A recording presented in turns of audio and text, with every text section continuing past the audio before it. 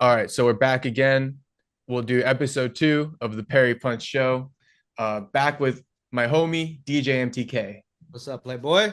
Not much, man. So today I figured we'll just do a little bit of a UFC 308 breakdown, Okay. and also we could touch on a few hot moments from UFC 307. But we just did a previous show about it, so people can Yeah. also tune into your podcast and get our full thoughts on it. But we'll just give like Buckley and Pereira some credit. Okay. Also, just as a What were the other teaser, things we were talking about? There was another subtopics we were talking about. Fuck yeah, text. there's like Kevin Holland, or you mean before the UFC 307 or what? I forgot what we were talking about. I'm gonna find it though. Anyway, go ahead. Okay. We will also touch on Nina and the MMA guru, right? You got some That was thoughts on it. that? That was it. That was it. Yes. Yeah, that's some good Yeah. shit. So we'll touch on all those things. To start it off though, what'd you do over the weekend? UFC 308. Well, 307. Friday I was here at the station. That little function in the back area. We had a food blogger come through. We were chilling with them, kind of like partying with everybody back here. And then Saturday, we did the live reaction with you. Right. I had a few people come in for the UFC 307, posted some live reactions, and then Sunday went to a little brunch, recovered, kind of got back in the swoop groove of things, drank a lot of water, and Okay. smoked out, and then Monday right back at it. What about For you? sure. Not much, honestly. Just chilling. Think I hit the gym on Friday night because I posted our podcast Friday night, so I was kind of busy throughout the day. And then Saturday, we obviously did the live reaction. I went over to my homie's house after, so I Okay, missed the Kayla Harrison fight. okay, But driving yeah, over. kicked it over there. You're an OC, right? Yeah, I'm in OC. Okay, it's And what Sunday, not much either. So you I going don't got much to Dodgers report on. or Padres? Who you going? Oh shit! I don't even. Are you a baseball fan? I used to play baseball a lot growing up, but I don't even Really? know. Okay. Are they playing right now? Oh my god. Are they in the It's the playoffs or some it's the shit? playoffs right now. Okay. 2-1 San Diego. They play right now momentarily. 2-1 right now. It's 2-1 Okay. Padres. Um, The Dodgers get down, bro. Those motherfuckers like, yeah, I'm more of a Padres guy. are you? All Yeah, you right. said Dodgers, Padres? Yeah. Yeah, because I'm in OC, so LA is actually a little bit closer. I fucking hate that stadium. And when I've been to San Diego's, what is it, Petco, right? Echo. Been over there, way better vibe to it. The fans are a lot different. The whole So less demographic is different. less fights in the Padres Stadium than the LA Dodger Stadium. Yeah, for sure. Yeah. And you know, over here, like it's a lot of like LA is like really kind of like ghetto, you know. So it's kind of like people are really kind of like a little bit more aggressive. Can be. Can Yeah. be. Over at the Petco, it was a Get little you a bit more couple of a drinks. friendly vibe. Yeah, get a couple drinks in you. It's funny because like if it's a Dodgers LA game, always fights, bro. Yeah, Just because it's LA SD, you know what I mean? right. But it's interesting. All right, anyway, go Oh, ahead. I was gonna say too though, Anaheim, right, is a little bit of a chiller vibe to it. The Angels. Yeah, Yeah, yeah. that's a chiller, but they never fucking do very well, so they're never really much to attend for in the playoffs and shit like that when it matters. Yeah, no, Tani, he went to the Dodgers, so you lost your star right there too. And Yeah, what's right. I fuck with Otani, oh dude, yeah, it's a superstar, but bro. I'm a Yankees fan, so maybe we could bring him over to the Yankees. Wow, Yeah, yeah, Yankee. yeah. Fuck with the Yankees. Whoa, whoa, whoa, I was a whoa. kid though, so that's why. All right, you been in New York before though? Yeah, my dad took me when I was young because I was a Yankee fan. But have you been since adult? Not since an adult. Oh, you gotta go. Like that's next on the to-do list for 2025. Yeah, but fucking, I'm a little scared of New York these days. Nah, bro, I hear no. it's wild. Nah, man, same shit. It's Same Manhattan, man. shit. Yeah, Manhattan's Manhattan, bro. It's gonna just It's just like buzzing by. just bro, it's just crazy. Just Yeah, I crazy. feel that. Yeah. Okay, so UFC 307. Let's just touch on that one real quick. My Yeah. guy, my guy, right? Joaquin Buckley. He got the job done. Like we talked about. Credit to him, man. Hell of a performance.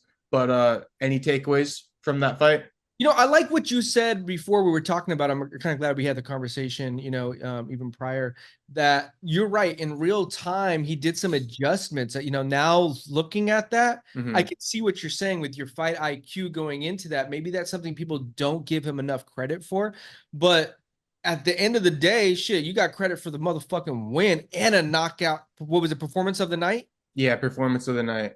He move up in rankings, performance of the night, knockout, fight IQ. I mean, you're buzzing on all cylinders because we were walking into this talking about like, the conversation with DC. And I said, none of this matters if you don't get a win. If you don't get a win, it all falls to the wayside. Right. But But you you keep got, talking that shit, running it up. Yeah. hey, talk that shit, run it up and get a dub. Then that's all that really matters. Right. Like, because you can talk all the shit in the world you want. I mean, to an extent, you know what I mean? But I mean, nah, do your thing, homie. Shit. Yeah. And it's hard for me to tell because I've like interviewed him so many times. Like I've been with him through this journey. So it's Yeah. like I feel like I want him to succeed at this point, Well, yeah, you're invested. Right. But on when I try to look at it like from an outside perspective, I really think he's like $1 million fighter. There's so many boxes that he checks. Like you just said, he stole the show, performance of the night. That's not the only time he's done it. He was at UFC Atlantic City. He basically stole the show against Vicente, right? Because the women were main eventing it. So he finished Vicente. That was the big thing of the night. And then when he called for the shot at the press conference, you go to St. Louis, you fight that guy, you're the big hometown boy, you got all the attention on you. He steals the show every single time. Yeah. So He definitely he's smart inside the cage and outside the cage when it comes to social media and building his brand as well. And that he's hitting on a lot of cylinders. And a part of me even felt like, he wants to be successful so bad that he's just tunnel vision. that's what it is. Yeah. He's like he can you ever talk to somebody that looks like they're seeing right through you and you're like, but they're just so like they and I think that's where he's at right now. Put two more good, like you said, let's say Kobe. Yeah. Push that motherfucker out of the top 10. Yeah. That's what he should do. You know what? Tell him I said next time, like, hey, you should be the guy that pushes everybody out of the top 10. Like, hey, yeah. Nope, go back to the line, motherfucker. Go back, Kobe, back of the line. Not supposed to be here anymore. Let me get you out of here.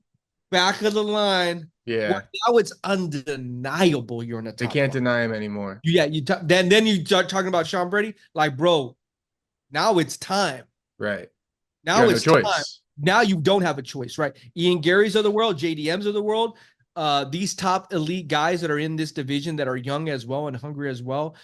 Then Kamaru Usman can't even run from you. Mm-hmm. Right. To me, it's like, Usman, what are we doing? Who? Usman.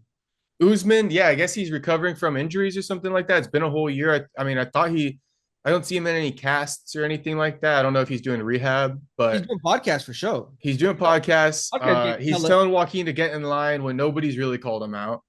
Yeah, and I agreed with DC and Chill said. That was a good call out. That was a solid call out. Yeah, and I like that. I like people that will be there for you when they think you've done something wrong and try to give you some advice and be there for you when they're like, nah, bro, that's what I'm talking about. Like, you know what I mean? You get you get both sides of it, just not on one side. Yeah, I mentioned that to Joaquin, and he's like, I still don't think DC fucks with me. I was like, I think he does. No, I think it's like he's like an older uncle. Like he really. That's what I said. I was like, I think he looks at you as like a nephew or like a brother or something, like a little brother. Yeah, something like that. Yeah, low key, he wants him to succeed. He's not like he's rooting for him not to succeed. Right. He's rooting for him to succeed. I think he is for sure. I think like it's hard to not like Joaquin. Another thing I was gonna say, because I touched on how he steals the show. You gotta be a dick if you don't like Joaquin. I think I keep saying it, you gotta hate yourself. Yeah. If you don't like him, you don't like yourself, because you got bigger problems, bro. Like, yeah, I don't like this guy is kind of like being who you wish you could be in a way. I feel like going to the press conferences and shouting out to Dana White like that and getting your moment and shit. If you're gonna talk shit on this guy, like it's just because you're jealous in a way. Yeah. But the techniques, the work that he's putting in is crazy. He's telling me like he's training with like resistance bands. He's going to like the highest mountain he can find in Utah, running up there with like fucking logs on his back. Like this guy's putting in crazy work, So wow. The work he's putting in, the energy he's putting out there, I haven't seen this kind of thing. And I've been thinking it, and I hate to say it because like I interview him so much and people think that like I'm just being biased. But really, like, I guess I can say for myself, the only time I was this excited about a guy coming up and proving people wrong and just like showing everybody is Conor McGregor. The way that he can call his shot and say what he wants. I just want to break something down real quick. Last year, right? Let me just read it out actually, because I wrote it down so that like it would be more concise. Okay. Let me just break down the last 6 months for this guy, right? And then we'll move on to the next topic. Okay, so here's the backup story before the Vicente fight. Okay. He came on my show, right, last November. He called to be a short notice replacement for Wonderboy versus Shavkat or Ian Gary versus Vicente. Okay. When he was doing that interview, he was driving to Michigan to start training with no fight booked. He was going to Michigan to start training to be the short notice replacement, like a real professional. Right. So he wanted to be a replacement for Gary, Vicente, Shavkat, Wonderboy. Gary pulls out, right? The whole wife shit was going on. Right. Buckley doesn't get the call. Instead, Kevin Holland almost gets the call. Kevin Holland was the one in talks, but it ultimately doesn't happen, right? So Vicente fight fades out, but Buckley said he would take that. He said he would take it, but they just didn't call Buckley. I asked him about that. He didn't get any call. Okay, moving forward, right? Vicente now gets rebooked against Sean Brady.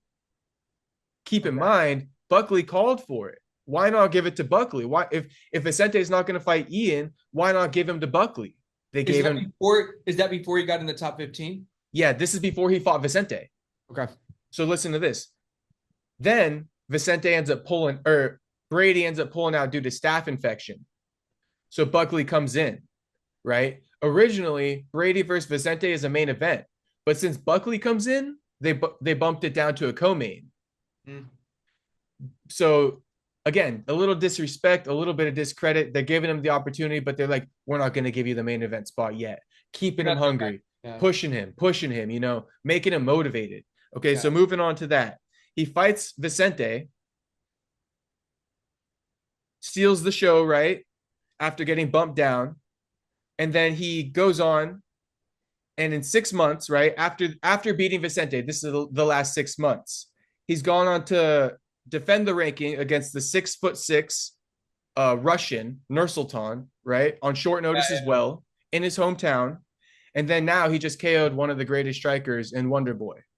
So he manifested this even. He said he wanted to be a replacement for the Wonderboy fight too. And so he ended up getting Vicente and Wonderboy, the two guys he was originally training for 6 months ago. On his vision board. On his vision quest. Yeah, even driving out to go be prepared. And that didn't even pan out. But he stayed in Michigan and eventually he got the call. So technically he manifested it. He was in Michigan for like 8 months. You know, and that's what it takes to become great. Right. I think I was talking with you last time about, you know, that Tom Brady quote. You know, there's certain guys that when they get into that zone, like we talked about earlier, the Kobe's of the world, Jordans of the world, the Tom Brady's of the world, GSPs of the world, right? You're just so laser focused on becoming the greatest in your whatever it is, basketball, football, MMA, you know, golf, whatever it is, that you're doing all those things you're saying right there. Right. So driving, you know, getting on the mic, creating your social media. It's just constant, you know, but you're able to back it up through all that hard work when you get inside the cage. Right. And you have enough skill in the fighter IQ, like you said, too. You put all those in a blender and see what comes out. And we're seeing some of that. So I'm excited for his journey too. It's interesting because I have a vested interest as a fan and wanting to him succeed as a fan, you know, learning more about you and how you have a vested interest because now you've built a personal, you know, connection with him. So it's like, I think one of the interviews I did with Charles Johnson when he bought Ban, I was like, oh man, well, like, I hope you like, you get this like nervousness for these fighters. Yeah. It's hard. It's different, right? When you kind of like know them and they share their story with you and stuff like that. You're rooting for them. Right. So to wrap that one up, I think he's got a very, very high ceiling. You know, 3 names. I'm saying Ian Gary, Brian Battle, Joaquin Buckley. These are all guys who are going to be fighting for the title in the next 2 years, basically. They're going to be kind of like up in there. They're going to be the Justin Gaethje, Dustin Poirier, Charles Oliveira. They're going to be these guys in the next generation of welterweights. Yeah, there's an old breed and there's the new breed, and that new breed that you just said, I'll reiterate: Shavkat, JDM, Ian Gary, Sean Brady, Michael Morales. Right. I'm interested to see what they do with him.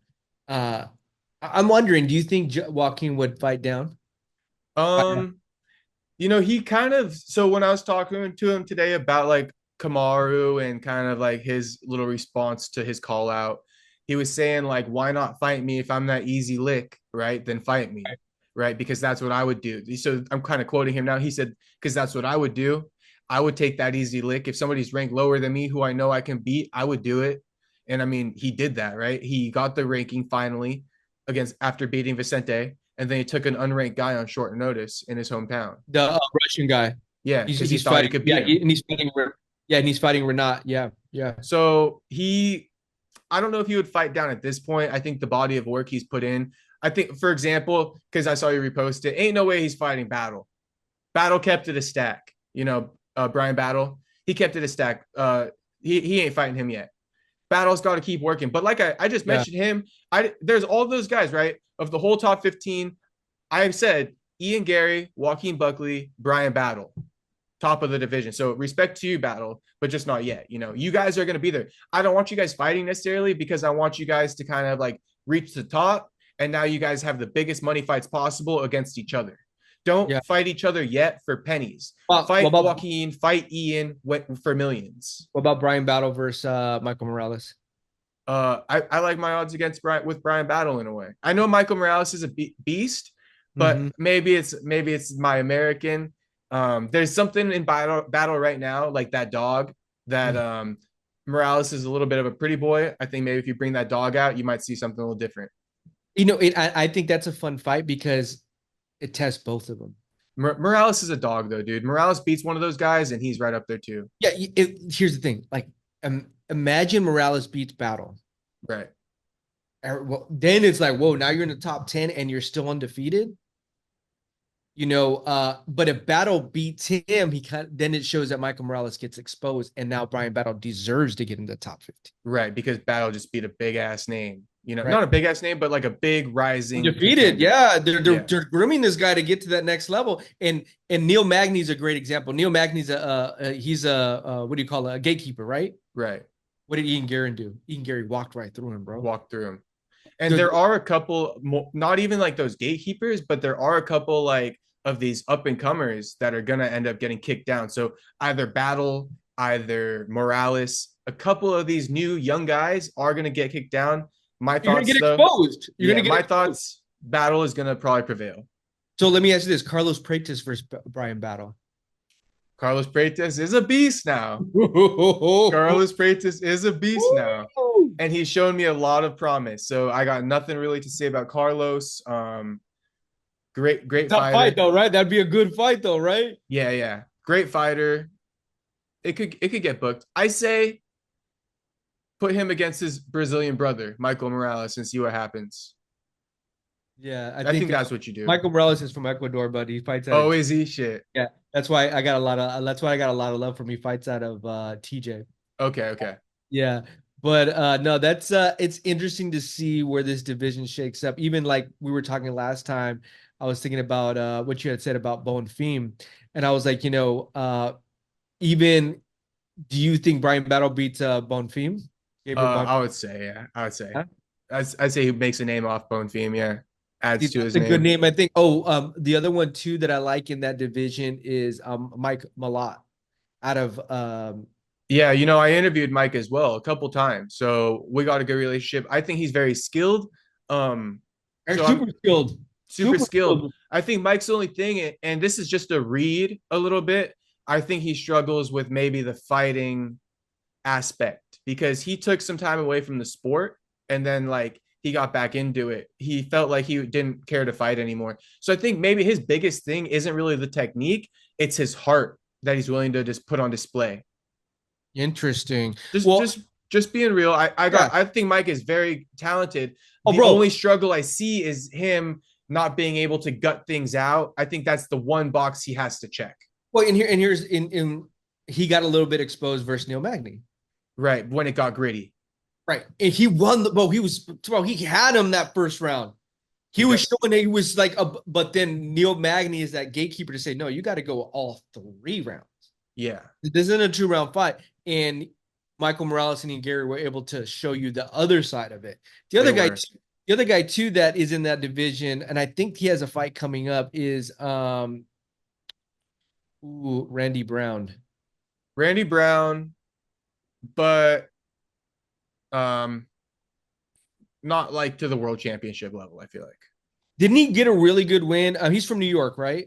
Yeah, he got a good win recently. Who did he beat? I forgot off the top of my head, but there's these guys. I'm interested to see what happens next with them. These guys that we're all talking about. The welterweight division, total Shark Tank. I think we could keep talking about it all day. But now we've kind of broke down Pereira and Roundtree. So just everybody tune into your show, your podcast when it comes out. Sure. I saved my big take for this one as far as like my opinion, right? Because I don't want to put your podcast on blast. All right. These women, man, I'm kind of getting fed up. Go. Get it all out, bro. These women, man, like I said, they're getting paid millions of dollars, you know, and this isn't right. This isn't right. What's happening right now? Even to be putting Buckley below Kayla and shit like that. I'm getting really tired of these women getting shoved down my throat. Ooh. Do you have any thought on that? Do you enjoy all these women fights? I know that you just had Angela Hill on. I know that could be a little touchy. No. I mean, I'm not. Angela Hill puts on exciting fights, though. Oh yeah, that last fight was really exciting. She left it all on the line, though. Mm-hmm.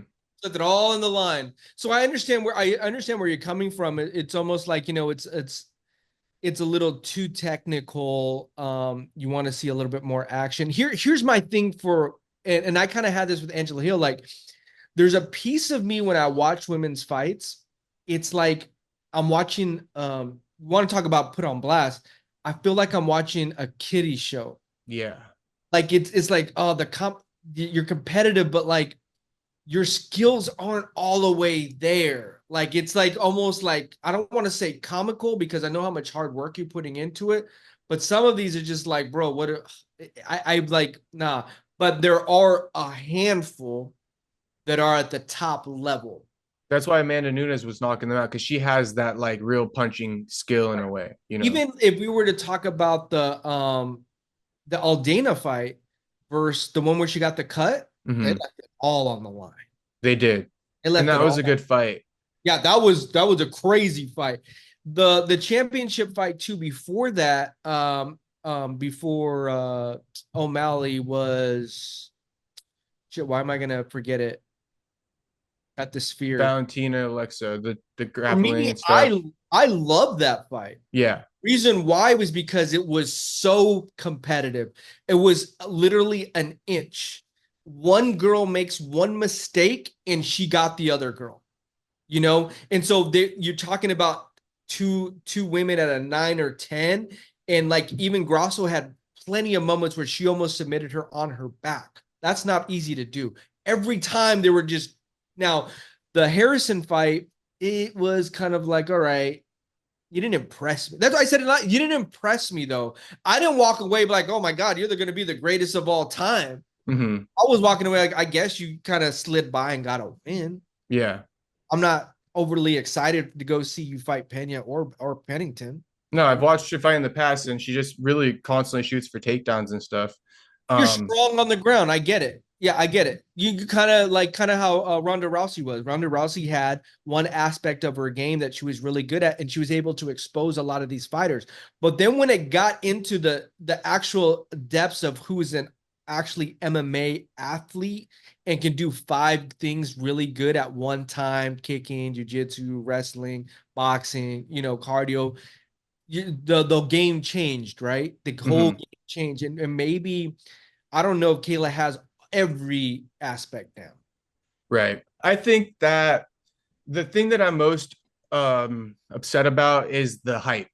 I don't like how they're acting like people are actually fans of Kayla Harrison. And I'm saying the truth, man. Like, nobody goes up to their homie MMA Homie Podcast. Shout out. Nobody goes up to their homie and says, "Yo, are you watching Kayla Harrison fight tonight?" They would say, "Who?" Right. And so I'm sick of it. I'm sick of them acting like she's something. She's not. She's never built a name for herself. You guys are trying to tell us that she's somebody, and she's not. Like, she's just not. And the last thing I'll say about this is that when you hold her in the same spotlight as these men who have championship levels, of experience, Kayla's an Olympic world medalist in judo. That's congratulations. But in MMA, you have not achieved anything. That's like Bo Nickel coming into the sport and getting the silver platter. They're making him prove himself. They are. They really And are. so Kayla Harrison, I know she's had a career in PFL, but you do not sell tickets. And so I don't know where this whole thing is coming from. This is very disingenuous. I think that they're looking for to fill a void. Which is probably why I feel that way. Yeah. You're looking for a new star within the women's, division. Because they have to come up with something. Right. They lost Amanda. Got a little bit of hype around her, like you just said. You don't know why, but there is. Her age, what is she, like 34? I don't even know. Alexa, how old is Kayla Harrison? Kamala Harris is 59 years old. We'll go with that. Oh, you can't make that one up. No, we'll go with that. they say Kayla looks 59. That's a funny thing. She's in her 30s though. She's not on her front nine, bro. She's on the back nine. Right. What I'm trying to say. Because she completed a whole Olympic career twice, which is every 4 years you're competing. Right. So she's older. So, they want to, slingshot her right to a championship thing, give her a couple fights. So now she's in a position now to fight the Pena or Pennington to be able to become champion, right? Mm-hmm.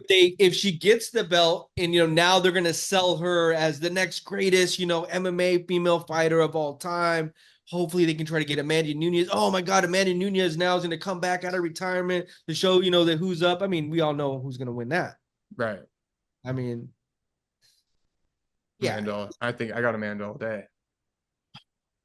Yeah, I'm knocking down fucking yeah, I got Amanda all day too, bro. So, that's my thing. I'm not impressed. I'm not impressed at all. Like it's filling a void. Yeah, I get it. And that's why it's probably coming off disingenuous. So, I'm just kind of calling it out because I'm tired of seeing it. I'm even tired of I look at MMA Fighting's page yesterday and John Jones posted that footage, right? Of almost kneeing Gable Stevenson, right? Now, MMA Fighting. Wrestler? Yeah.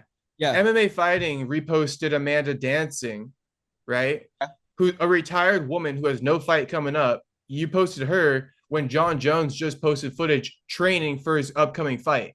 Like, why the fuck is Amanda Nunes taking precedent in your posting schedule over John Jones? Because I have the same fucking job as them. So it's like when I woke up this morning, I saw Kayla dancing and I saw John Jones almost kneeing Gable Stevenson. And I said, John Jones has a fight coming up. This is getting posted. Right. And Kayla's retired, or Amanda's retired. And I'm tired of these women after UFC 307. So you're not getting posted. Tell me how you really feel, bro. Hey, that's the uncut. Tell me how you really feel, doggy. Shit. Yeah, man. That's how I feel. These other women, though, the ones you mentioned, Irene, Valentina, respect. Also, Irene is not being shoved down my throat. So when she has her performance and I'm able to give her credit from creating her own moment that resonated with fans, I accept it. But Kayla is not creating anything that resonates with anybody. In fact, she doesn't resonate with me at all. She acts like a total alpha male in every situation and tries to take over the room. And it's like, why are you trying to take over the room? You just got here. That is a fact. So sit back for a second and just have a little bit of self-awareness. You're also lacking self-awareness. Mm-hmm. Like Jamal Hill yawning. I the day will come when I'm going to watch a woman's fight and I'm going to be like, bro, this is what I was trying to tell Parry Punch. There are moments when I watch it when I cringe almost like, oh, this is the product. Mm-hmm. It could be any Macy Barber fight. I don't even think I know what fight that is. Or, okay, Caitlin Chukagian? No. Okay, yeah. See what I mean? See what I mean, bro? The homie don't know, dog. See what I mean? But look at enough said. There's only a handful that I really know. And Mhm. even like Irene Aldana, I remember watching her fight versus Nunez. And what was interesting to me was like, damn, you were trying to fight for the belt. And now you're fucking on the prelims. Right. Like that's how far it went. But Irene Aldana only fought really good on her feet. Anything else, she doesn't have the whole package. She doesn't have the whole package. She has a lot of heart. She does. And she has crazy boxing. But that's it. Crazy boxing. But you go in there with Nunez. And she did nothing. Girl could fuck you up. Boxing, on the ground, jiu-jitsu, Muay Thai.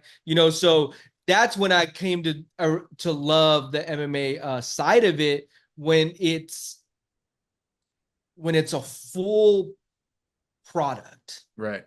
And I think they haven't gotten there yet. I think the UFC is still, it's like us going through the welterweight division, the lightweight division, the middleweight. Like, bro, we could probably talk 20 fighters all day. Like you said, we could only probably do that with a handful of women fighters. With only a handful. And you said about three of them, or two of them, Valentina and Alexa.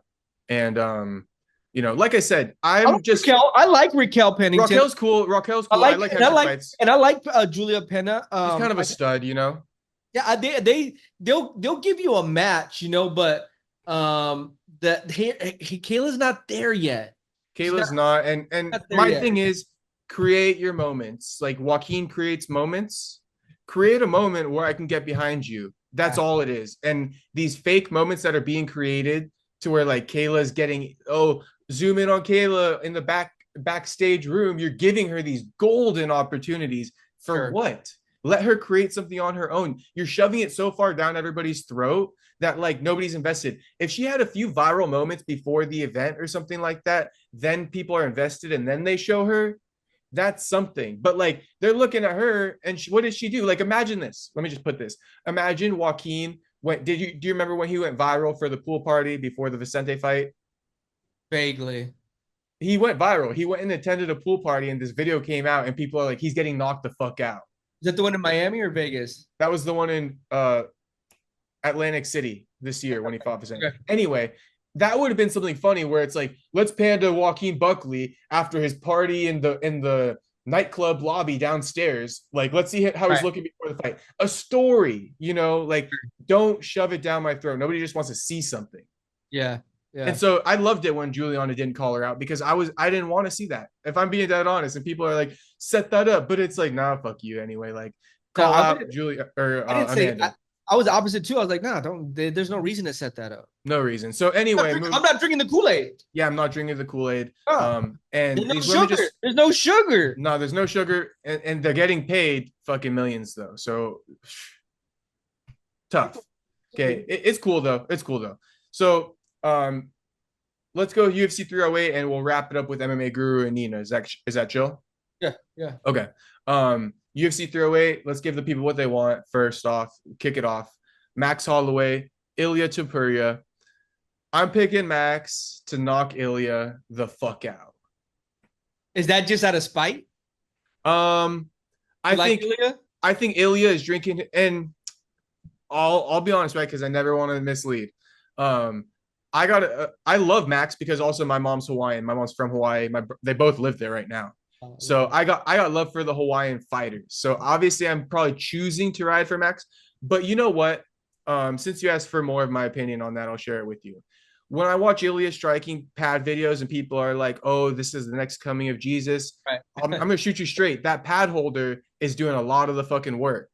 And he's not moving around. Like Ilia's like barely moving. You got a little bonus check. Yeah. And I'm just saying, you think you're gonna look that pretty against Max? You're getting knocked the fuck out. Yeah. Like if you think that like, oh, I'm never getting hit because my fucking trainer never slaps me in the face because I'm like, if you look at Ilia's slips, he's like this. Dude, you are not slipping a Max Holloway left hook, moving your head like that. But your trainer, he lets you get away with that. You got to add the clip right here. Ding. Yeah, I'll add the clip right there so we can see it. But so I think he's drinking his Kool-Aid a little too much. He also said, this is a big alarming thing. He says that Max, as soon as Max this is something that's stuck with me. As soon as Max commits to striking with him, Ilia is going to knock Max out. And I feel like once that gets disproven, once Max sits in there and strikes with Ilia and Ilia takes a step back, I think Ilia is going to be a little bit mentally broken, and you're going to see Max take over. You know, Ilia Topuria, I went to UFC 298. I picked Volk in that fight. He knocked Volk the fuck out. I picked Volk to win too. Yeah, he's 27 years old. Is he? I believe he's undefeated. Yeah. So you have a lot of good things going for you. Beat a legend, young, athletic, cocky, confidence, belt. And now Max Holloway gets a chance to redeem those 3 losses he had with Volk. Volk has been his fucking kryptonite for Max. Max has been at this years trying to get to the promised land. And every time Volk has shut him down. Like if I was Max, like I was always thinking like, bro, does he fight him 4 times? I think he will after he beats Ilia. And so he gets presented another opportunity because of the BMF fight. At that time, I told my producer Ray, I thought it was a horrible idea, bro. The reason why is because he was in line for that shot. Right. I said if he loses, it's hard. How do you put him back into a championship fight if he loses? He gets to that fight and becomes one of the greatest fights of all time because of how everything that transpired.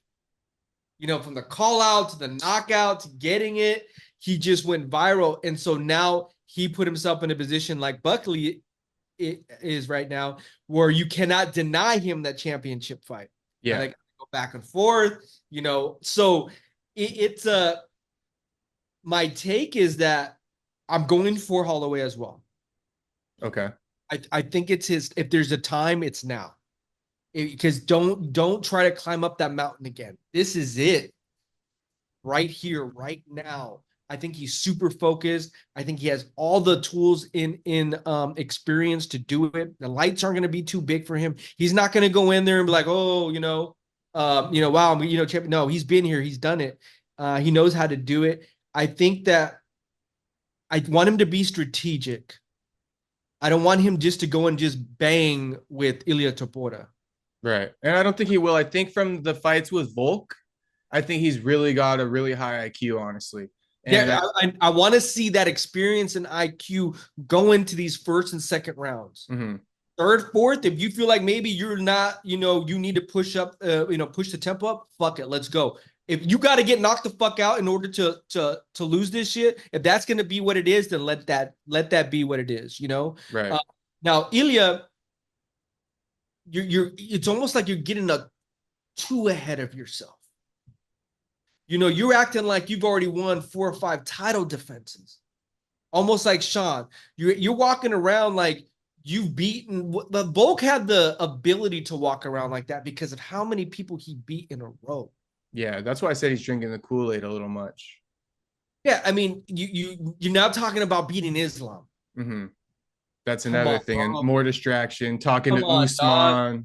Come on, dog. You ain't beating Islam. You're not beating Islam. There's a reason why it's a lightweight, and there's these divisions. Volk should have never have fought Islam. I get why he tried to do it, but he was winning so much, Yeah, and you're getting a new challenge, right?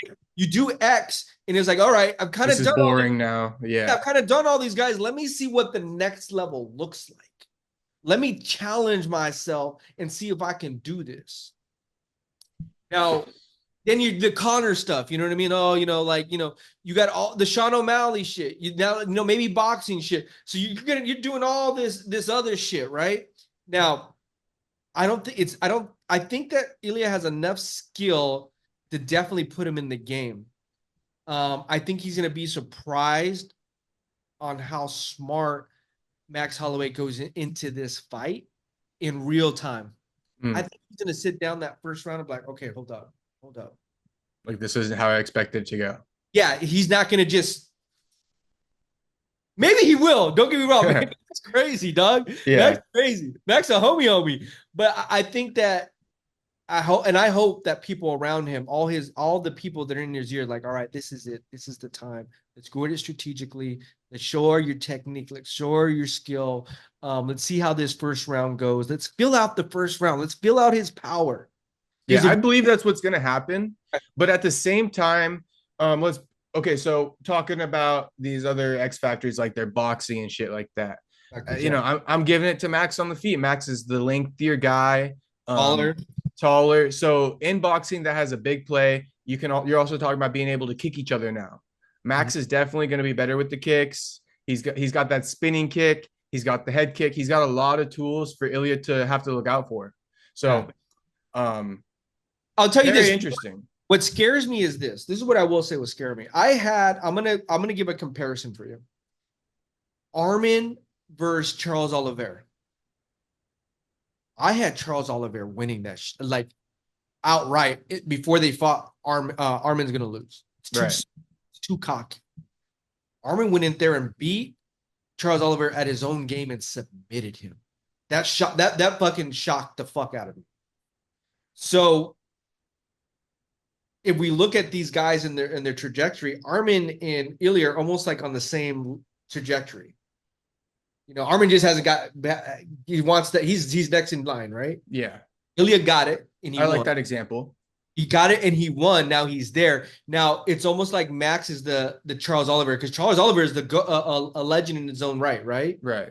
He got beat in his. That's what surprised me. He got beat in his own game. Now, can Ilia surprise me? I forgot. Is Max a black belt as well on the jiu-jitsu side of it? Max is not a black belt, no, but he's been training jiu-jitsu for a long time. The gym he actually trains at is a jiu-jitsu gym. Yeah. Like, I mean, I know he's not a like, get him on the ground. He knows what he's doing as well. It's more defending the takedown. I don't think Ilia is really going to like submit Max. Because you had a good point as far as the arm on, right? And just to touch on that, I feel like the difference is Charles is notorious for kind of packing it in once he's losing. And the thing about Max is he has never given up 1 second of any fight in his life.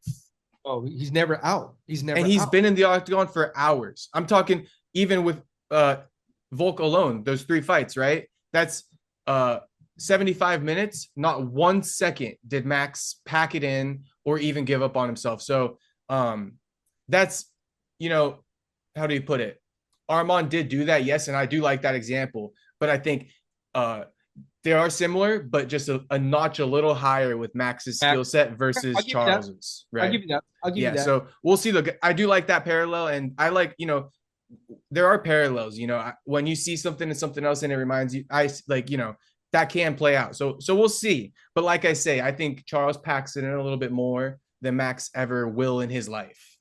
Yeah, and I think that if Ilia is able to get the win, it's definitely going to put him on another level of like, well, this whole division needs to watch out for the next 4 or 5 years, because it's going to be one of his biggest challenges as well, taking on Max Holloway. Because this is he's crazy, because I love people that are cocky, but I think there's a line almost like where you still got to pay respect for that fighter though. Right. Like he's just making it sound he's not paying that respect to what Max has done. Yeah, he's just kind of making it sound like, and that's the thing where I'm like, nah, that's not going to work. And I'm actually like not as confident in you after putting on that persona. So that's my take. I'm so excited, bro. I cannot wait for this one. Yeah, it's going to be a good one. The co-main event, and then we'll do the one before that real quick. We'll touch on these two, and then we'll get into the main one, Guru and Nina. Okay. Co-main, Robert Whittaker, Khamzat Chimaev. Thank God it's scheduled. Thank God it's still scheduled. Oh, right. Thank God Chimaev didn't have something come up. Seriously. Robert Whittaker is a very well-rounded mixed martial artist. I like his fight IQ, his distance management. Interested to see. I'm gonna go Robert Whittaker. Okay. would like to see Chimaev win. I don't have a dog in the race almost, right? I really don't. I don't know. I want to just see a really competitive fight. I want to see Whitaker test Chimaev. But if Chimaev goes in there and he just gets him on the ground and like, submits him and shows, hey, I'm at another level when it comes to what we're doing here, that's gonna change the whole landscape of what's going on in the middleweight division right now. And I think that's why, that's why he's at where he's at. That's why he's getting a shot. Yeah, that's why he just hasn't. What the last 2 fights he's had to back out of, right? Due to whatever. Due to his personal issues, yeah. But then he had one was right? He fought Usman, right? He fought Kamaru. Okay, that's right. Last minute they took on Usman, took him down. But he's been then with which one was it? He got sick. Yeah. Paulo Costa pulled out of his, and then there's one he just pulled out of recently. Was that Whitaker when Whitaker fought Ikram? Yeah, that was. So the last one he got sick because of the overtraining bullshit. Because, yeah, I remember they posted that picture of him in the hospital. Mm-hmm. So he's been overtraining still up until when the last fight he was booked. Yeah. So we'll see. I'm pretty much like your take for some reason. Like, I don't really care who wins. I like both guys. I think both guys are fine to like you get the victory in this fight. You got my respect as far as like going for the title, whatever you want to kind of do. Because I think both guys are pretty talented. If I'm going to break it down, I think it's just going to come down to a tale of maybe Robert Whitaker's professionalism over the years and dedication to the sport and his craft. Yeah. And a guy like Khamzat, who's got all the talent, all the raw talent in the world. He used to have a lot of crazy work ethic, but some of the fame has gone to his head. He lost his home as far as like being from Sweden and being in that All-Stars gym. He's no longer over there. He's been trying to find his own thing for a long time now. So he finally found it with the new coaches. But the point I'm making is that over these years, while he's been displaced out of Sweden, that's not the professionalism that Robert Whitaker has been displaying at home in Australia. Robert Whitaker has been at home to the gym, twice a day for the last 3-4 years, playing video games in between. Khamzat, on the other hand, is kicking it with homies. And I think there's a difference. So I think it'll come, but he's got all the raw talent. He's younger. He hasn't taken as much damage as Robert in his career. So, you're talking about a fresher fighter, a younger fighter, all the talent in the world. I forgot who did Robert Whitaker just beat? Ikram Aliskerov after Khamzat pulled out and he knocked his ass out. That's right. Robert Whitaker's super hungry. Mm-hmm. I think he realized he has that tunnel vision right now. Same as Max too, where it's like, this is it. Yeah. This is like, he knows what it takes to get to the top. He knows what it takes when he got knocked out by Dricus. Like he had to climb the hill back up. And so this is basically the last shot. Yeah, you lose the Chimaev. Woo. You're not getting another title shot. Yeah. So it's a big fight, and he's been professional. And the professionalism in this sport, I think it really matters. I think a lot of guys, because of the nature of the game, being a fighter, I think a lot of guys ruin themselves. Yeah. And Khamzat may have done that. We'll see. Yeah, I'm interested to see if his athleticism is top notch, and we're going to see it against a top notch athlete. Right. I got Robert though. I got Robert. I'm picking Robert. I won't be surprised if Chimaev wins. Yeah, I'll pick Robert based off of the professionalism that I've seen. Yeah. These guys it's a very tough matchup, and I think it's going to come down to who's just been more locked in. Any guy could win on any given day. Who was more locked in these last 3 months? Yeah. So we'll see. Real quick. I don't even know what the one before the co-main is. Do you know it or no? I'll pull it up if not. The whole card is stacked. Yeah, I know. There's even Lerone Murphy, Dan Ige. This is a good topic then. Dan Ige. Oh my goodness. I've never seen so much crazy hype in my life after he stepped up for Diego Lopez. I'm like, God damn, dude, you lost that fight, man. You stepped up, you got a bag to lose. Like everybody, you knew you were gonna lose that beforehand. Like, that's what I'm saying too, where guys ruin their career. Like, I would be so disappointed if a guy like Joaquin Buckley did that. I would be so fucking disappointed in him. You have no idea. I got you. If he fucking stepped up on a day's notice, and lost a fucking fight just because he got a bag and like you have talent. I mean, I don't think Dan Ige has the potential Joaquin Buckley has, but that type of shit pisses me off. And I hate hearing over and over again how big of a badass he is because, dude, it's so much more important to take care of your career as an individual. So I was, Dan Ige selling shirts and shit like that afterwards, like 24 hours notice. I'm picking Lerone Murphy to win. I see where you're coming from. I guess I could see, I can see both sides of the spectrum here. Yeah, I mean, he got paid. You're right. He got paid. I think that he helped save that fight for Dana in a UFC. He did. Right? That was like last second. But you did what's best for Dana and not you. Yeah. And you know what? Here's the flip side too. Like, imagine someone comes to us and say, hey, and we got 3 months of bills that been racking up 50. We're gonna give you 50. It's hard to turn down. I hear that. Even if you're a fighter, and you're just like what's the homies over here in I think he's in Anaheim OC too. He lost to Parry. Tony Ferguson? No. Fuck. I can find the name for us. But he was like, bro, I'll fight whenever, whoever, however. Like, I don't give a call me tomorrow. Yeah. I'm stepping in. Like, I like that type of attitude, right? I like that attitude. Like but, what? But what you're saying, I get it. No, I get it. There's that other side of the spectrum of like things to think about. You're taking a professional viewpoint on it. That I think there's weight for both sides. I hear you, and let me put it out there because what you're saying, right? Fair point, but it's like that's why I like this discussion because we're kind of like not on the same length. But we need that. It's good because nobody wants to hear it's just like fucking like sucking each other's dick the whole time. So and I actually fully agree. So here's my take too because I hear your point, right? And I respect what you're kind of putting as far as like bills to pay, these kinds of things. Respect. And you know what? Joaquin did that early in his MMA in his UFC career. He took fights on short notice because he needed money, but once he got to a point where he can get the money to push him through to the next opportunity, he played his career more smart. And with Dan, this is what I pull from what he did. He was booked against Chepe Mariscal. He had a fight coming up.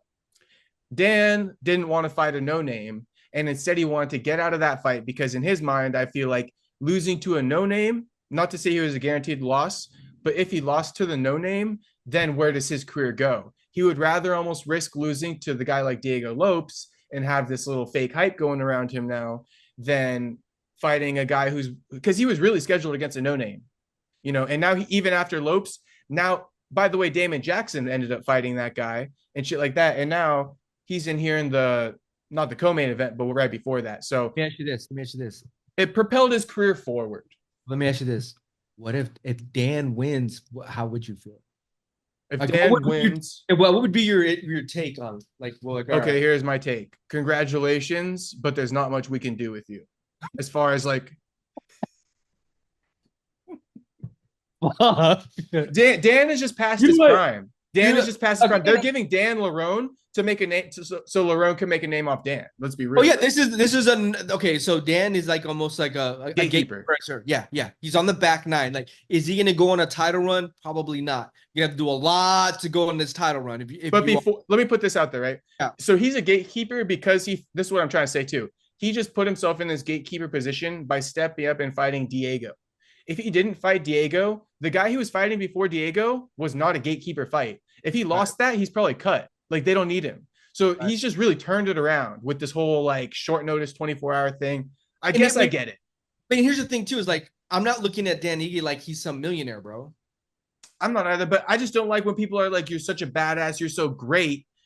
What are we rewarding? I want to reward great fighters, elite fighters. And what Dan did is cool, but it's just to get likes on a social media post. It's just a viral little thing you could post on your Twitter or your Instagram. Like I do, I'm in the game. I know these things. Right. You know, and that's why a lot of these accounts post it, because they're so thirsty for content. I'm thirsty too. I'm not talking shit, you know, but let's call a spade a spade. I also have to realize, like, let me stop glorifying this shit. Why? Because I think it's going to go viral because everyone's posting it.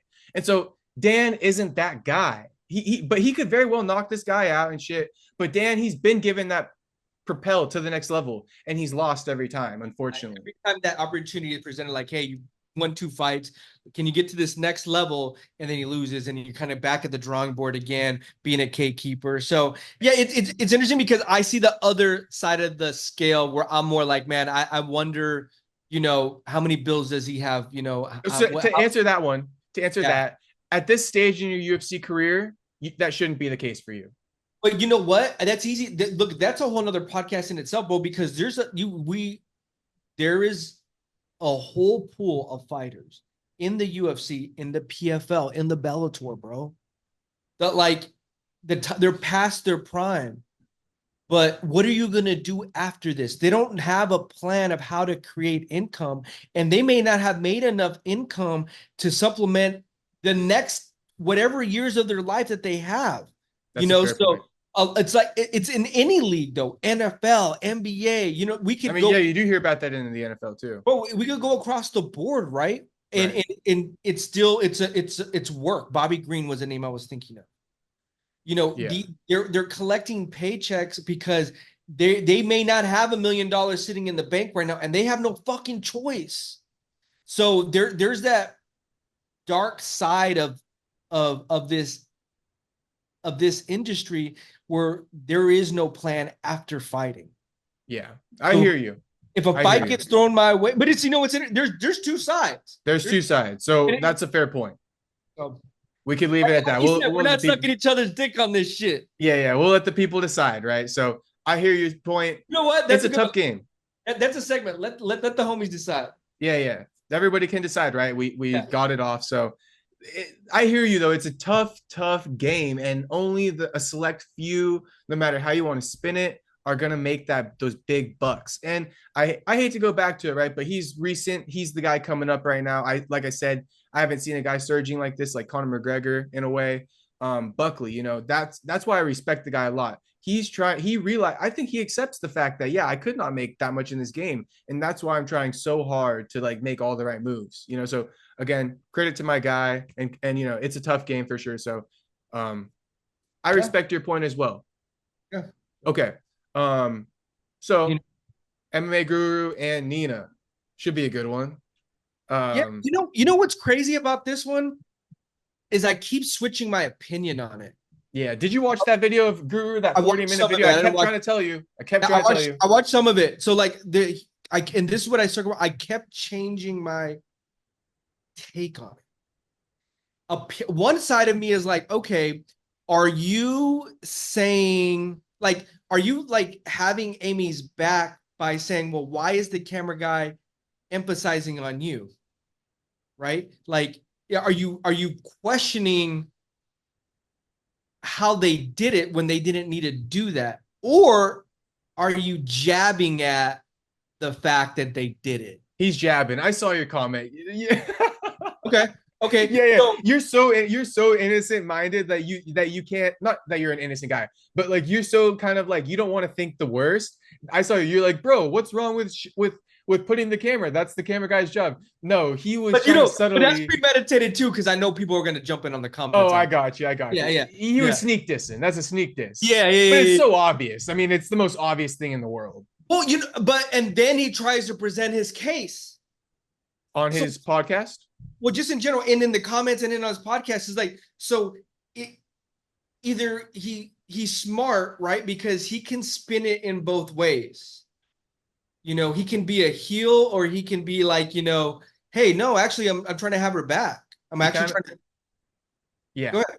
Okay, I was gonna say he kind of has the best of both worlds in the case where, like, I see what you're saying. He spins it where like he has no problem being the heel, right? At all. But then he spins it into this. Actually, once you finish listening to him, you're like, you know what? You can be the heel if you want, but all you're being is real.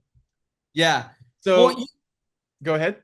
No, it from the outside looking in, when you look at when you hear opinions from MMA Guru, you're gonna think the worst right off the bat, right off the fucking bat. So then, as I have in the past, sure, I'm not. You know what I more realized? This is an entertainment industry, and that the heel is going to get more views and likes than the person is just like, hey, how's it going, guys? I'm a Guru, and here's my opinion on today. You know what I mean? And Like, they're always going to be mad that the heel is getting those views over them, which causes like the dislike. I feel like go ahead. No, but then as you build your platform, I told somebody the other day, is like, I can name a lot of people in LA right now that are living probably very lavishly. It's the 6ix9ines of the world. Okay. Troll city. That make money off trolling? Is that what you're saying? But he got to a point. Well, what does it even matter now? Now you're a millionaire. I don't know if he still is, but you know what I mean? Like, you did all of that to get to X. And a piece of this is an entertainment industry. I don't know how he is behind the scenes. What we see and what he presents himself, yeah, he's like, says some of this shit I can't agree with. Like, my morals and principles, I just don't get down like that. Tekashi or Guru? Guru. Okay. Or Tekashi, both of them.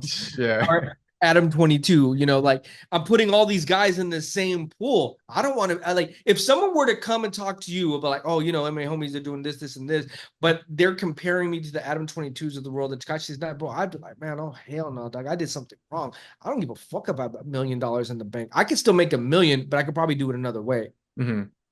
That's where my mind goes. I got you. But the thing is too, I think with Guru in a way is like to your point, like he built himself up to this big name. But even like, I think he could even drop the whole heel character at this point and like just start doing interviews if he wanted to. I don't think that's not what he wants. I don't think it's what he wants. I like what he does though. I kind of personally like how he comes in and he tells it raw, maybe there are times where he's a little insensitive about shit and he does kind of like minimize something to make his point. I do feel that throughout his videos at times. But a lot of times he does make a good point. So I'll give you my take, right? Nina, right? To give you an example of Nina. He makes a lot of good points. Like Nina talking like a bunch of shit about Guru for, basically calling the girl fat, right? Let's just call it spade. That's what happened. Yeah, and I have it right here. He said, honestly, so disrespectful of the UFC cameraman at the UFC 307 press conference to be like, nah, you gotta see this in the middle of her question. Honestly, pathetic behavior and not funny. Right. So it's like, oh wow, does he ever back? Yeah. But really, he made the joke, and he's the one doing the pathetic behavior, and it's not funny. But it's all good. The thing is he's a fat guy too. It's fine. But this is what I got to say about it. Guru. Nina reposted saying Guru is a vile piece of shit for making fun of this girl for being fat. That's what he did. He didn't say she's fat, but he called her fat. Now. Guru in his video went on to show like 12 clips of Nina during her interviews with Sean. When Sean brings up fat chicks, when she brings up fat chicks because she knows it's an angle for Sean to go viral. Both ways they brought up fat chicks. And you can call that fat shaming, whatever you want to call it. So for her to be so morally appalled when you've had Sean as a guest several times, you never tell him anything. In fact, you laugh. In fact, you've had that experience. And then when you have him on another time, you say, hey, I got this book of fat people. Or like, hey, would you rather go on a date with a fat girl or this girl? You're bringing this out because his reaction.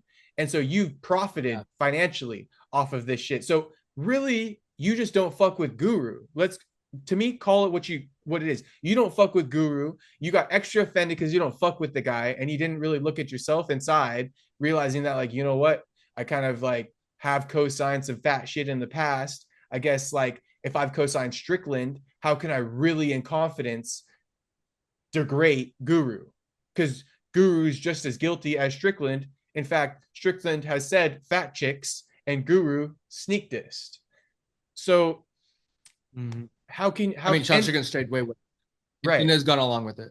And Nina's laughed about it. And that's fine, Nina. That is fine. I'm not here saying nothing, but if you laughed about that, call a spade a spade. You just don't like Guru. And I think that's what happens with a lot of people. They just don't like Guru. And of course he says something offensive, and instantly, since they don't like him, they're just getting pissed off right off the bat, you know, because they don't fuck with him anyway. And it's an easy way to be like, finally, I can be the knight in shining armor. But the last kind of part I have about it is, you know, she requoted that. And the reason why I don't really engage with a lot of guru stuff, if it's like super negative, because I could also be like, nah, dude, you should have done this, or he's innocent. He got this takedown, right? If I do that, I'm only making the post bigger for the guy he's talking shit about. And so Nina did that, and that post gets like 3 million views. I think when Guru did it, it got like a 500,000, 250,000. So I mean, Nina, you messed up like on several ways, I feel like. It's interesting because I see things behind the scenes sometimes and I shake my head. I'll give you an example. Adam 22 is a perfect example for this shit. They purposely create beef and pay rappers, or they pay Adam 22 and No Jumper to create beef. Premeditated. WWE shit. On Instagram, when they make a post like so and so says like fuck Boston Richie. Pull up. Oh, yeah. It's bro, to like it's to advertise like a song or some shit. I got you. Whatever it is, the podcast to make something to go viral. Tekashi 6ix9ine. We're using real life example of people that have already done this. WWE.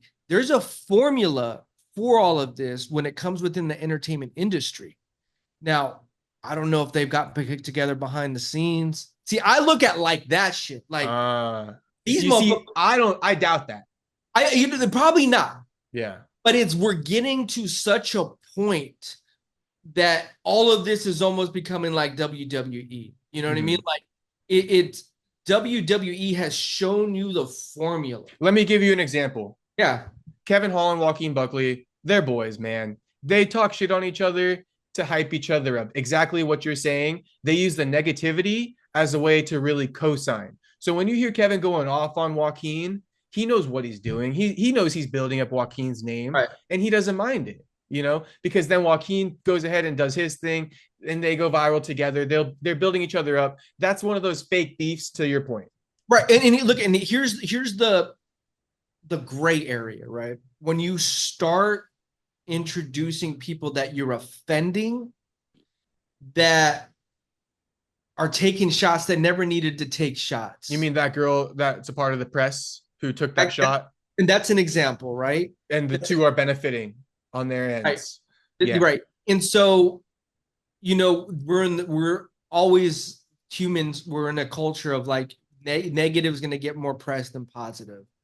You know, his take just stirred up people online to throw their opinions out there, and they're going to run with it, in which they did run with it, you know, and created more content based off of that. And I agree with you on the Nina side, bro. It's like, you know, you're putting your stamp of approval on a lot of things, in my opinion, that your moral compass probably would go against. But I think in your mind, you're like, oh, this is for entertainment value, so that's not who I really am.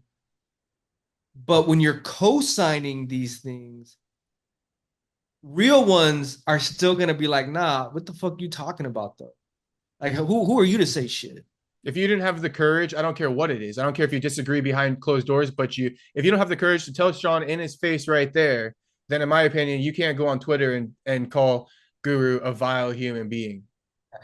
I'll give you, if they told me today, Adam 22 is going to stop by the station and we're going to get 1 million views, or I'd really have a hard. You hate Adam 22. Bro, I would have a hard time because, bro, like everything that I stand for is everything that he does. Like, the gay shit? Bro, there's 1 million things I can go on. You know what I mean? Like it's all letting Lena get fucked. That's another one, bro. That's another one. Like, and so like with Sean Strickland, peace and love. with Sean Strickland, he, you know, I have a love and hate relationship with Sean Strickland. I love him as a fighter, but his personal views, bro, like I wish I could sit him down one day and be like, man, you have an outlet to help the next generation of kids that maybe went through the same thing you're going through. but instead you're creating more hate. Let's say I don't give a fuck if people are gay or not gay. Well, let's say what you're saying, another guy that doesn't have a platform, it's like, oh yeah, I agree with Sean, and he goes and kills someone that's gay on your watch. That's how dangerous it is, though. Now, Nina is riding that wave because she knows she can get views and clicks and laughing. Oh, you know what I mean? Like, to me, that's cringe. You know what I mean? That is cringe, you know? And I love what you're doing and what I'm doing because we're trying to create something without having to sell our moral compass to get to that end game. You may do some things that like, all right, but I'm gonna bend it a little bit here.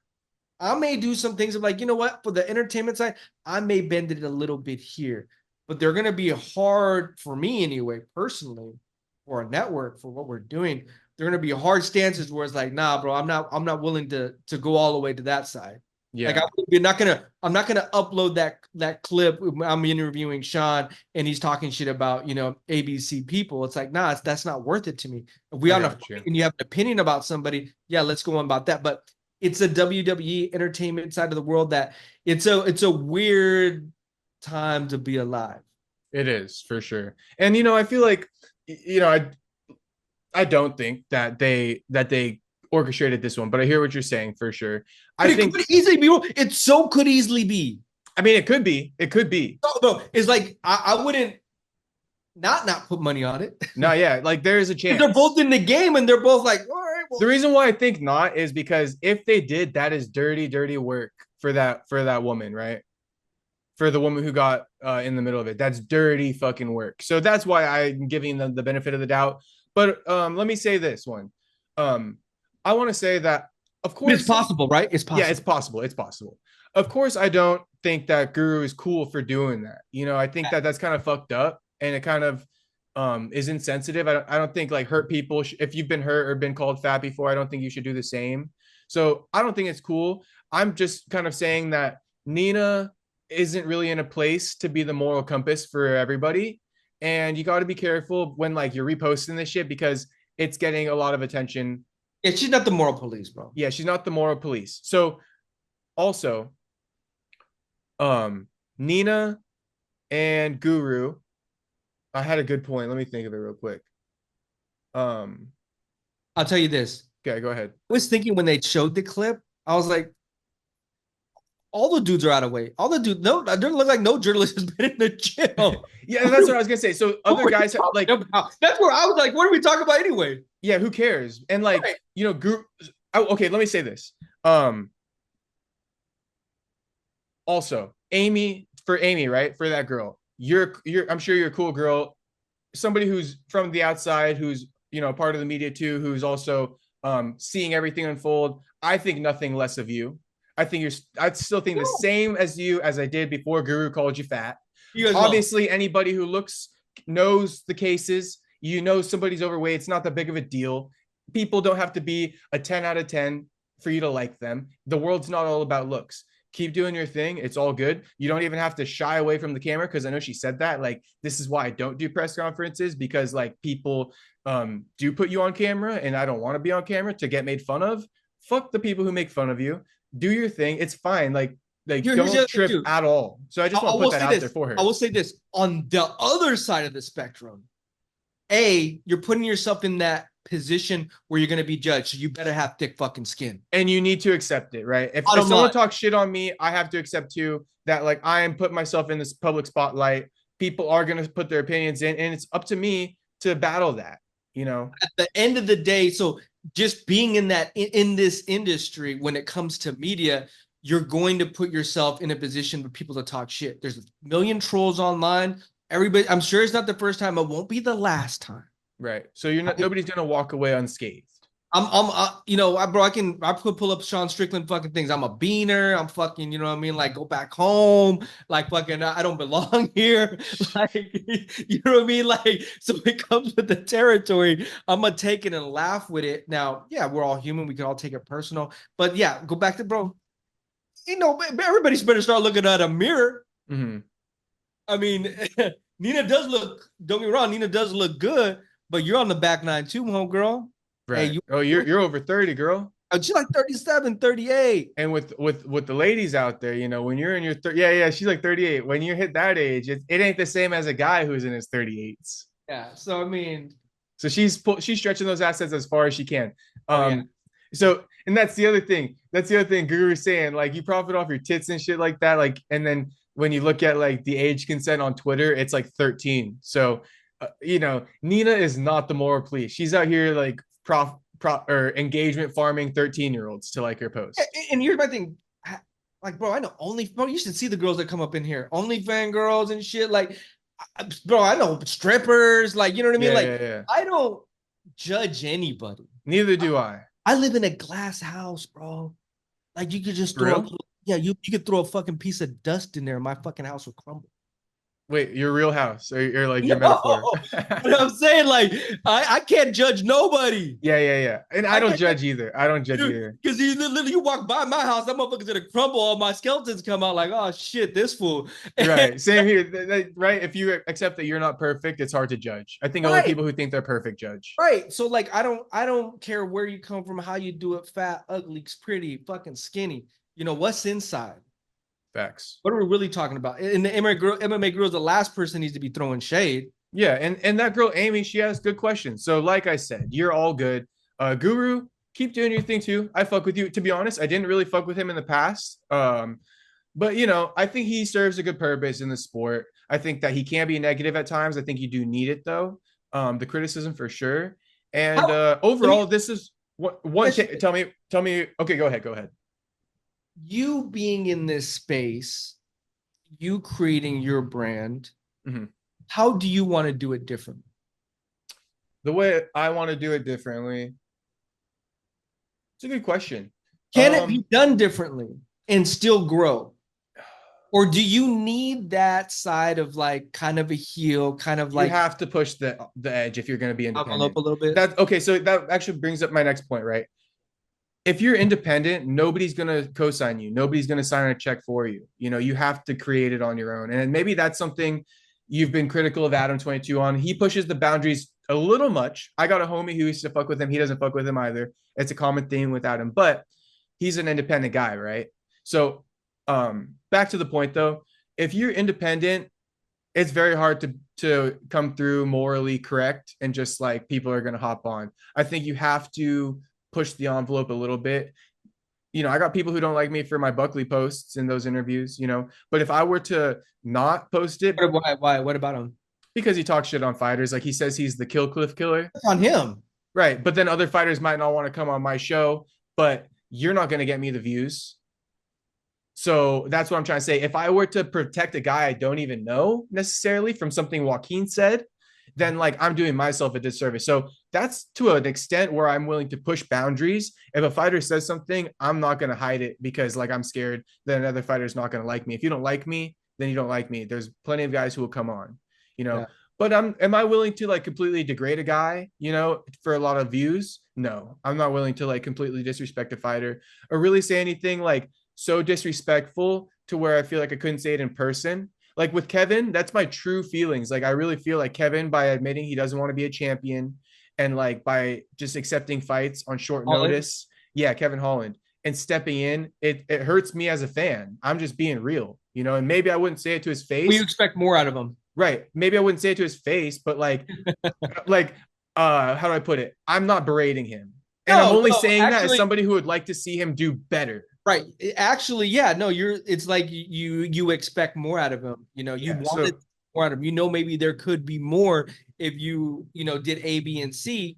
So no, I get that. I respect that. Right. So I've kind of had to battle with myself about like these moments of like, should I say what I feel? Should I not? And that's kind of like where I've come down with it. Yeah.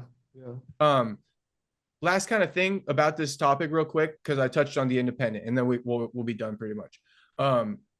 That's one of the reasons why I got to fuck with Guru over like a Nina too, is because Nina is basically an industry plant, you know, like she works for the UFC. The UFC provides all of her interviews.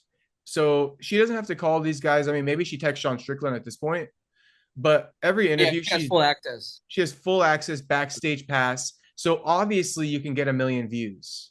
I was getting decent views with my backstage access to Bellator, being able to film Usman.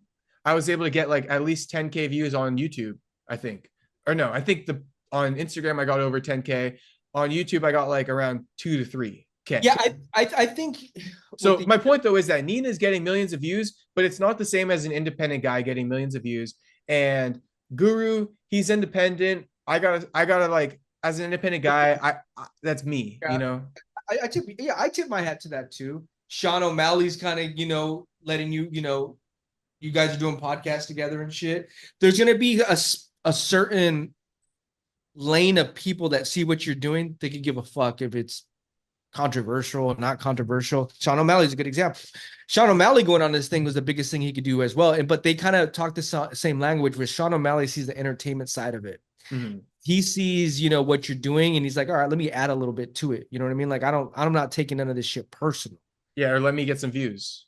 Yeah, Sean O'Malley don't need that, right? He doesn't need MMA Guru. No, not at all. MMA Guru more needs Sean O'Malley. But as the entertainment side of it, Sean O'Malley can see the value of kind of like, all right, let's let him come jump on with us. We know he's going to throw a crazy opinion out there and shit. We respect what he's doing. Right. That's the other thing too. Like, there's certain people are going to say like, man, we respect that you just keep throwing content, especially people that are in the content game. Nina, the UFC, it's crazy because being in LA so much, you get to kind of see how the sausage is made. You get to see these things at first glance and like, what do you mean? Like Nina. Nina's an example of like, let's say you mean that most fans don't know that Nina has backstage access and she's not independent and shit, and like not everything's off her own merit? I'll show you this, but let's just think like in rap, right? Cardi B. They knew Cardi B had X amount of followers on social media. So what did they do? They said, okay, we're going to put a whole thing behind you. Cardi can't, she ain't a rapper. She's a content creator. Former stripper. Outlandish. She's, she can perform, but, then, anybody that's like very charismatic, you can get them to the point where like, all right, see, she's a star. But you got to put a lot of money behind that. They gave her the top producers in the game. They gave her the top writers in the game. They gave her all the distribution in the game of how to get you to that next level. It's not by accident you hear certain people on the radio. There's a whole plan that gets put up behind the scenes. Money, all this shit. Even after that doesn't mean you're going to get to that point where you're going to be. But Cardi B, Meg Thee Stallion's another one. They put a lot of money behind her. They saw talent. But there's a machine that gets put together. UFC has a machine behind them. So what do they see? They see Nina. Oh, okay, she's cute. She's doing all these skits online. She's built a good following. Someone in the media team probably was like, hey, we probably should get more media content creators, what that do the UFC stuff. Oh, somehow she started doing interviews little by little, giving her more and more access to what they're doing. Sorry, no, go ahead. I don't know what were you gonna say.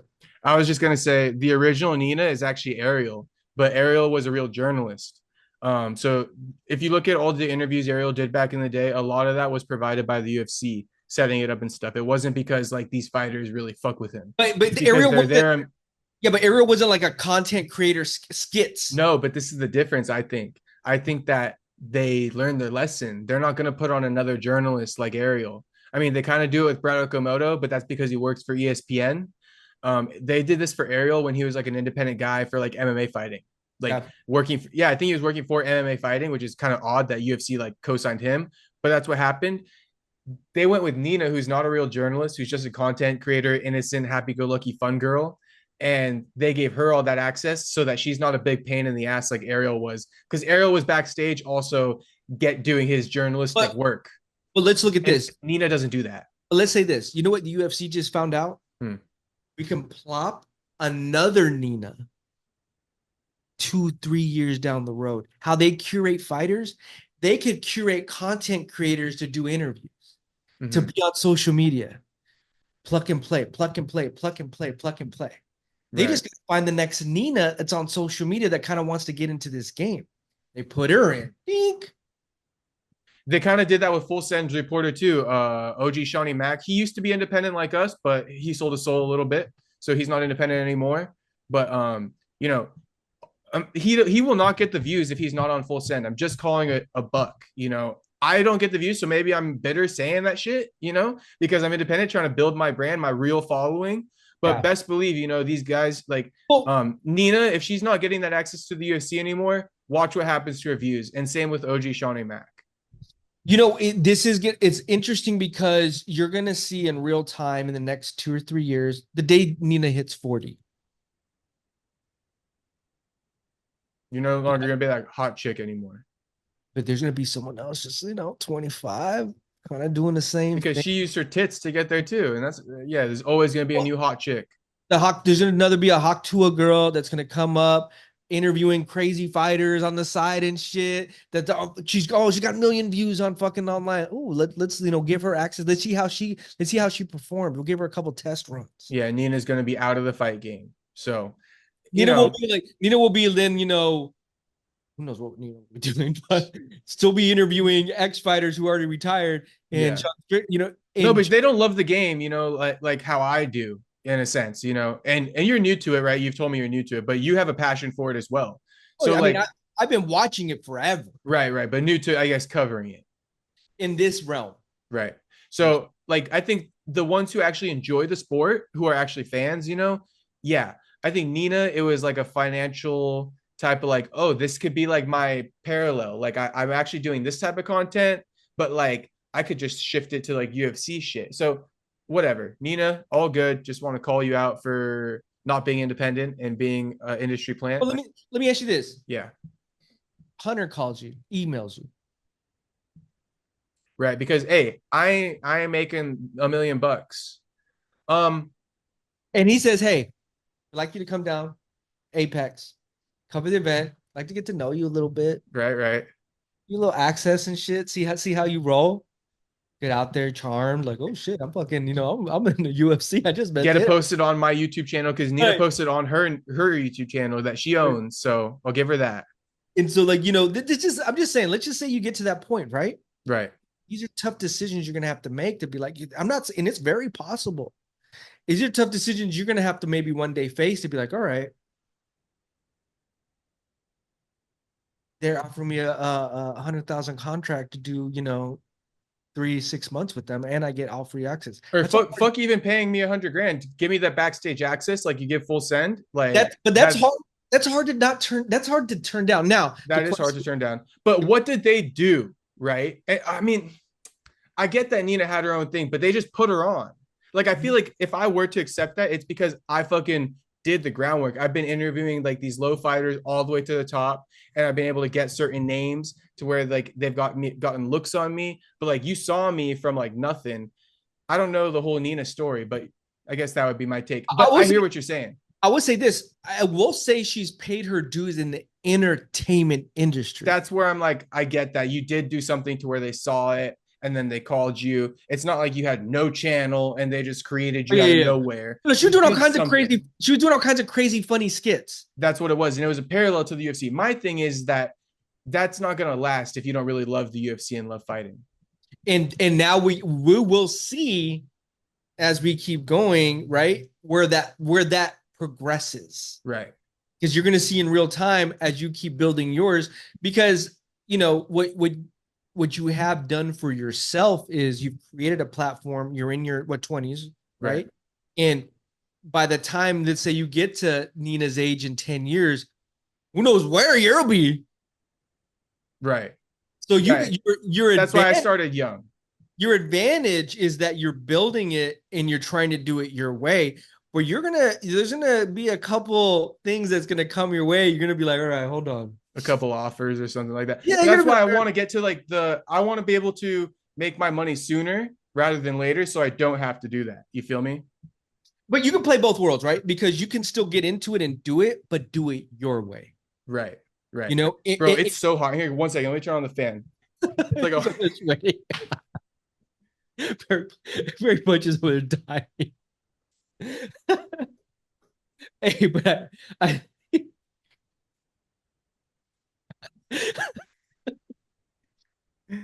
All right, we're back. We're back. You gotta say me laughing. Bro, No, but I got my think we door gotta- closed. I think it's hot as fuck in here. You got a sauna, you got a real life sauna in your house. I think that you recorded all the content you wanted to say. We wanted to say, right? So you can edit this next last piece off. But